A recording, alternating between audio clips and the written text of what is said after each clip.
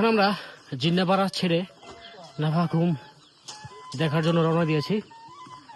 নাফাখুম যাব, দেবতাখুম যাব।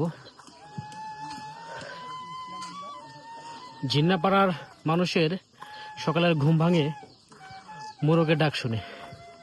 এখানে না আছে কোনো প্রযুক্তির ব্যবহার, না আছে কারেন্ট,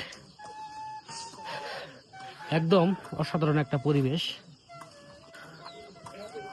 আসলে প্রযুক্তি না থাকলে যে কতটা শান্তিতে থাকা যায় বান্দরবন না আসলে বোঝা যাবে না।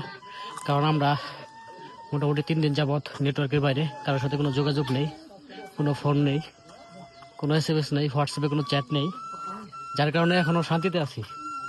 ফোনটা হয়তো বা খোলা থাকলে অনেক চাপে থাকতাম।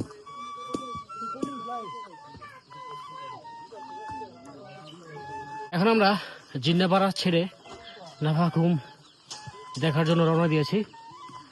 নাফাখুম যাব, দেবতাখুম যাব। জিন্নাপাড়ার মানুষের সকালের ঘুম ভাঙে মোরগের ডাক শুনে। এখানে না আছে কোনো প্রযুক্তির ব্যবহার, না আছে কারেন্ট, একদম অসাধারণ একটা পরিবেশ।